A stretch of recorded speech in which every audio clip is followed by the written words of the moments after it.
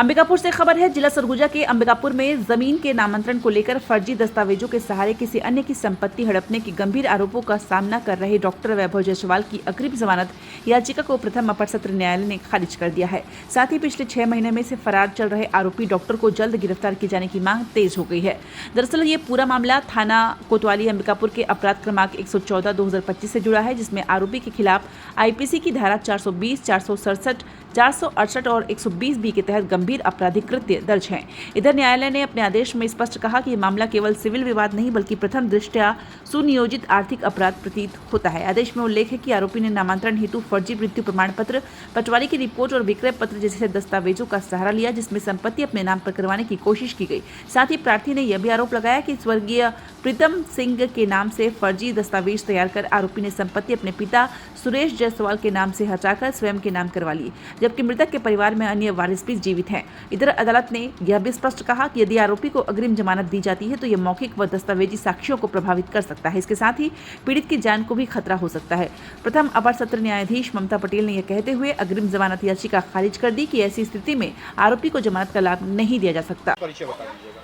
मैं अली अख्तर रिजवी पिछले 30-32 साल से वकालत कर रहा हूँ। मेरे पास आज से लगभग 1-1.5 साल पहले डूंगरगढ़ के गुरुशरण सिंह कक्कड़ जी आए और वो अपने साथ कुछ कागज़ लेके आए थे। उस कागज़ को देखने से मेरे को ऐसा लगा कि उनके साथ कोई बहुत बड़ी धोखाधड़ी और साजिश के तहत कार्रवाई की गई। तो मैंने उनको सलाह दिया कि अगर आप केस लड़ना चाहते हैं, तो उन्होंने बताया कि मेरे को डर है, मैं यहाँ रहूँगा तो दिक्कत है। मैं कहा आप केस लड़ना अगर चाहते हैं तो मैं आपकी तरफ से शिकायत थाने में करवाता हूँ। तो फिर मैंने उनकी तरफ से शिकायत बना दिया। वो थाने में गए, आईजी को गए, डीआईजी को दिया, लेकिन किसी ने कोई एफआईआर दर्ज नहीं किया। जब कोई एफआईआर दर्ज नहीं हुआ तो हमने पुरानी दंड प्रक्रिया संहिता के 156(3) के प्रावधान के तहत माननीय न्यायालय से निवेदन किया। ये सबसे प्रमुख बात इसमें ये है कि जिस भूमि से विवाद उत्पन्न हुआ और जिस भूमि का फर्जीवाड़ा किया गया फर्जी विक्रय पत्र के माध्यम से, वह भूमि भट्टी रोड में स्थित है। उसका खसरा क्रमांक है 1278/2। वो लगभग 60 डिसमिल की भूमि है। प्रीतम सिंह कक्कड़ नाम है, वो राजनांदगांव के निवासी थे। चूँकि व्यापार के सिलसिले में वो अंबिकापुर आए हुए थे, उस समय स्वर्गीय गिरधारी लाल जायसवाल जी की भट्टी की दुकान होती थी। तो व्यापार करने के साथ साथ उनका व्यापारिक संबंध भी और व्यावसायिक संबंध भी उनके साथ गिरधारी लाल जायसवाल जी के साथ था, प्रीतम सिंह जी का। चूँकि व्यापार करने आए थे, एक समय के बाद उनको लगा कि अब चूँकि यहाँ व्यापार करना उचित नहीं है, अब चूँकि परिवार ही बढ़ रहा है उनका, वो चूँकि मूलतः राजनांदगांव डोगरगढ़ के निवासी हैं, वो यहाँ उस भूमि का एक मुख्तारनामा खास बना के स्वर्गीय गिरधारी लाल जायसवाल जी के नाम से विधि सम्मत तरीके से बनवा कर उन्होंने दे दिया। कब ये आपकी बात है करीब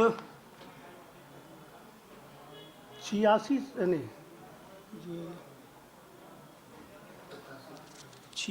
या 87 की बात है, लगभग 1987 की बात है, जब वो यहाँ से चले गए।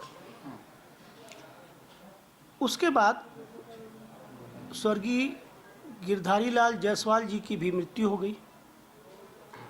प्रीतम सिंह जी जो यहाँ जिन्होंने मुख्तारनामा खास दिया था, उनकी भी मृत्यु 88 में हो गई, डोंगरगढ़ में है।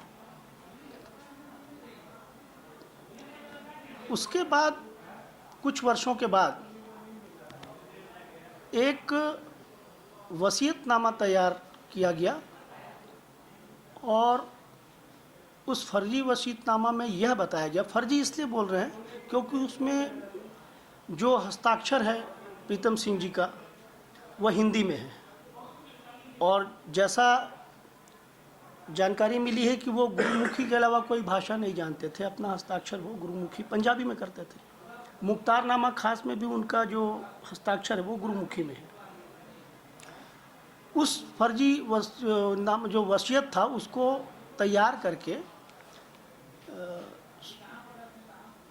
सुरेश जायसवाल जी नाम है, डॉक्टर वैभव जायसवाल जी के पिताजी हैं, अपने नाम से करा के और उस वसीयतनामा में यह लिखा दिए, वो एक सादे कागज में है मात्र। आप देख रहे हैं सीजी समाचार, खबर पल पल की। चैनल को लाइक सब्सक्राइब करना ना भूलें।